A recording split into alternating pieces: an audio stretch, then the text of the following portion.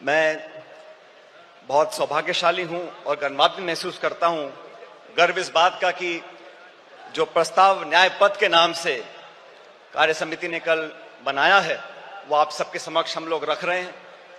And for those of our friends who don't speak Hindi, it will be available in English to all of you. साथियों, आज से ठीक 100 साल पहले महात्मा गांधी जी ने कांग्रेस पार्टी का अध्यक्ष पद संभाला था और ये 150वीं जयंती सरदार पटेल साहब की है। इस ऐतिहासिक अधिवेशन में हम यहां मौजूद हुए हैं और अभी आपने खड़गे साहब का भाषण सुना। देश में जो हालात बने हैं वो हम सबके सामने हैं, लेकिन आज न्याय पथ की क्यों जरूरत पड़ी है? देश में जो सरकार काम कर रही है, पिछले 10 सालों में महंगाई, बेरोजगारी, आर्थिक असमानता, ध्रुवीकरण और क्रूरता की सारी हदें पार कर चुकी है और भारतीय राष्ट्रीय कांग्रेस अब नफरत, नकारात्मकता और निराशा के इस वातावरण को बदलकर न्याय और संघर्ष के रास्ते पर चलने के लिए प्रतिबद्ध है। कांग्रेस की रगों में कुर्बानी और राष्ट्रवाद भरा हुआ है, लेकिन कांग्रेस के लिए राष्ट्रवाद क्या है? जो लोग राष्ट्रवाद की दुहाई देते हैं, राष्ट्रवाद का चोला ओढ़कर वोट बटोरने का काम करते हैं, मैं उन लोगों को बताना चाहता हूं कि कांग्रेस पार्टी का जन्म संघर्ष के लिए हुआ, देश की आजादी के लिए हुआ और कांग्रेस पार्टी के सुनहरे इतिहास में हमारे नेताओं ने जो कुर्बानियां दी हैं उसका पूरे देश और दुनिया में कोई दूसरा उदाहरण नहीं है। कांग्रेस पार्टी के नेताओं ने देश को अखंड रखने के लिए, चाहे इंदिरा गांधी जी हो, चाहे राजीव गांधी जी हो, चाहे सरदार बेअंत सिंह हो, उन्होंने अपने प्राण न्यौछावर किए, छातियों पे गोलियां खाई इस देश की अखंडता और समृद्धता को एक रखने के लिए। ये कांग्रेस का राष्ट्रवाद है। कांग्रेस का राष्ट्रवाद भारत को जोड़ने का है, भाजपा का राष्ट्रवाद समाज को तोड़ने का है। कांग्रेस का राष्ट्रवाद भारत की अनेकता को एकता में मिलाने का है और भाजपा का राष्ट्रवाद अनेकता को खत्म करने का है। सत्ता को हथियाने के लिए और बरकरार रखने के लिए धर्म, जाति, क्षेत्रवाद, भाषा, पहनावा और खान पान में लोगों को बांटने के लिए जो राष्ट्रवाद की दुहाई देते हैं, उनको आईना दिखाने का अब समय आ चुका है। वो लोग जो कांग्रेस मुक्त बनाने की बात करते हैं, मैं याद दिलाना चाहता हूं आपको, राजीव गांधी जी प्रधानमंत्री बने थे तो कांग्रेस के पास 400 से ज्यादा सांसद थे। हमने कभी नहीं सुना राजीव जी को बोलते हुए कि विपक्ष मुक्त देश बनाना चाहते हैं या भाजपा मुक्त देश बनाना चाहते हैं। लेकिन घमंड की ये परिकाष्ठा हो गई है कि कांग्रेस मुक्त बनाना चाहते हैं। मैं उन सब विरोधी ताकतों को बताना चाहता हूं कि कांग्रेस की जड़ें देश में तो बहुत मजबूत हैं ही, लेकिन गुजरात में भी बहुत मजबूत हैं और 400 पार का नारा देने वालों को पिछले लोकसभा चुनाव में जनता ने आईना दिखा दिया और बैसाखियों पर लाके खड़ा कर दिया सरकार चलाने के लिए। प्रजातंत्र की पहरी है और संविधान की रक्षक है कांग्रेस पार्टी। 1950 में जब संविधान लागू हुआ था, उससे पहले बाबा साहब अम्बेडकर ने खुद 25 नवंबर 1939 को संविधान सभा में कहा था कि कांग्रेस के बिना संविधान बनाना असंभव था। पिछले 75 सालों में कई सरकारें देश में आई, कांग्रेस की और गैर कांग्रेस की, लेकिन हर सरकार ने मूलतः संवैधानिक संस्थाओं को पोषित करने का काम किया, संवैधानिक संस्थाओं को संरक्षण देने का काम किया। लेकिन दुर्भाग्य से पिछले 10 साल से जो सरकार दिल्ली में बैठी है, उन्होंने जानबूझकर नीतिगत तरीके से सभी संवैधानिक संस्थाओं को जानबूझकर खोखला करने का काम किया है, उनकी पारदर्शिता को समाप्त करने का काम किया है। और ये आज की बात नहीं है। फरवरी 2000 में भाजपा की सरकार ने संविधान की समीक्षा के लिए एक आयोग बनाया और साजिशपूर्ण तरीके से खिलवाड़ करने की कोशिश करी, लेकिन राष्ट्रव्यापी विरोध किया कांग्रेस ने, पूरे देश के लोगों ने उनको अपने हाथ पीछे खींचने पड़े। और 2024 के लोकसभा चुनाव से पहले भाजपा नेताओं ने खूब कहा 400 पार करा दो और भाजपा के सांसदीय उम्मीदवारों ने कई बार नारा देकर अपनी दुर्भावना को प्रकट किया कि कैसे वे संविधान के खिलवाड़ करना चाहते हैं। साथियों, भाषण देना अलग बात है, लेकिन सरकार के कामकाज को आप देखिए। 6 वर्ष पहले भाजपा सरकार ने सदन में कहा था कि जम्मू कश्मीर को पूर्ण दर्जा देंगे। सुप्रीम कोर्ट की कॉन्स्टिट्यूशनल बेंच ने आदेशित किया कि आप जम्मू कश्मीर को पूरा दर्जा दो राज्य का, आज तक नहीं दिया।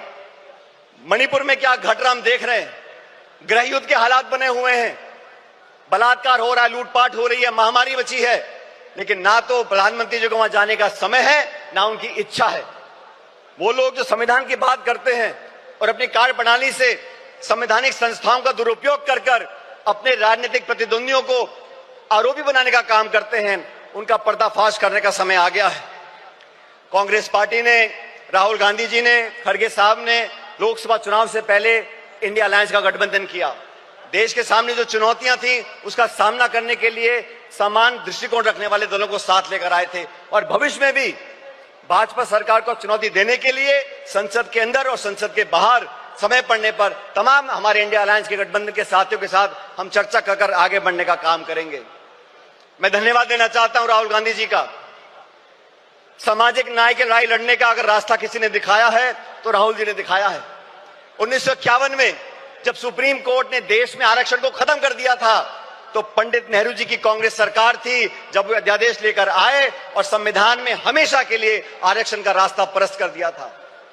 वो राजीव जी ने, इंदिरा जी ने उस रास्ते को अपनाया और मुझे खुशी है कि आज खड़गे साहब और राहुल जी ने ये बीड़ा उठाया है कि सामाजिक न्याय दिलाने की जिम्मेदारी अपने कंधों पर ली है।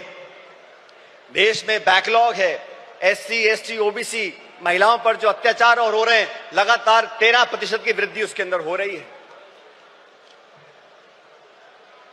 देश का सद्भाव, सर्वधर्म समभाव, आज जो टकराव पैदा किया गया है, भाई को भाई से लड़ाने की जो एक साजिश रची जा रही है, उसके खिलाफ हम सब कांग्रेस जनों को साथ खड़ा होना होगा।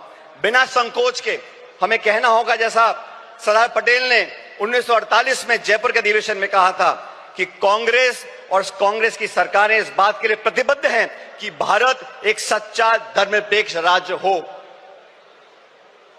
हमारी अलग अलग पृष्ठभूमियां हैं, संस्कृति है, वेशभूषा है, खाना पीना है, भाषाएं हैं, लेकिन जो लोग उत्तर दक्षिण के राग में धर्म, जाति, गोत्र के नाम पर लोगों को बांटना चाहते हैं, उन लोगों से हमको सावधान रहना पड़ेगा।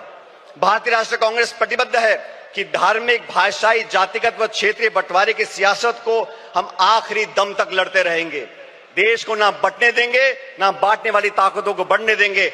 हमारा वही नारा है, नफरत छोड़ो और भारत जोड़ो, जो नारा राहुल जी की यात्रा में हम सब लोगों ने बड़ी गुरजोर से कहा था। महिला अधिकार की बातें करते हैं, आदि आबादी और पूरा हक, ये कांग्रेस का संकल्प है। एनी बेसेंट से लेके सरोजिनी नायडू जी, नेली सेनगुप्ता जी, इंदिरा गांधी जी, सोनिया गांधी जी ने हमेशा महिलाओं के अधिकारों को पहली पंक्ति में लाने का काम किया है। पिछले एक दशक में महिला अत्याचार, शोषण, प्रताड़पन, अपराध इतने बढ़ गए हैं कि भारत मां की आत्मा पूर्णतः छलनी हो गई है। केंद्र की भाजपा सरकार के आदेश पर महिला पहलवान बेटियों को दिल्ली की सड़कों पर जो घसीटा गया, या मणिपुर में मां बहनों को सार्वजनिक तौर से निर्वस्त्र कर घुमाया गया, हाथरस से लेकर उन्नाव तक भारत मां के सीने पर ऐसे हजारों घाव हैं। आए दिन देश की बेटियों के बारे में भाजपा के मुख्यमंत्री, केंद्रीय मंत्री और उनसे संबंधित संस्थाएं जिस प्रकार उनके पहनावे, आचरण, चरित्र, बाहर जाने के समय उनकी स्वतंत्रता, खान पीन व निर्णय लेने की क्षमता को लेकर लगातार आपत्ति उठाते रहते हैं, उसका हमको विरोध करना पड़ेगा। ये वो सरकार है जो किसानों का विरोध करती है। मुझे फक्र है कि हम उस पार्टी के कार्यकर्ता हैं जिसने संकल्प लिया है कि हम लोग किसानों का MSP पर एक कानूनी अधिकार जनता को देंगे और 50% से ऊपर समर्थन मूल्य किसान को मिलेगा। श्वेत क्रांति, हरित क्रांति, मिनिमम सपोर्ट प्राइस, ये सब कांग्रेस की सोच का परिणाम रहा। भाजपा ने तो 3 काले कानून लेकर आए, 16 महीने तक आंदोलन हुआ, 700 किसान शहादत हो गई उनकी, और फिर जाके भाजपा को अपने हाथ पीछे खींचने पड़े। आप सबको याद होगा साथियों, जमीन अधिग्रहण को लेकर राहुल गांधी जी ने भट्टा परसौल में आंदोलन किया था। तब कानून बना लैंड एक्विजिशन एक्ट का। उस भट्टा परसौल के आंदोलन के बाद से तमाम चंद उद्योगपति और भाजपा की सरकार ने मिलकर राहुल जी की छवि को धूमिल करने का काम किया था। और आज तक वो इस काम में लगे हुए हैं, क्योंकि गरीब की, किसान की, मजदूर की, अपेक्षित की आवाज उठाने का काम राहुल जी करते हैं, कांग्रेस पार्टी करती है। आज इस अधिवेशन से, इस प्रस्ताव के माध्यम से हम एक बार फिर किसान के प्रति अपने समर्थन को रेखांकित करना चाहते हैं। अर्थव्यवस्था की हम बात करें 2 मिनट के लिए। मनमोहन सिंह जी की सरकार में 10 साल में 27 करोड़ लोगों को गरीबी रेखा से उठाया गया, 8% की जीडीपी ग्रोथ हुई।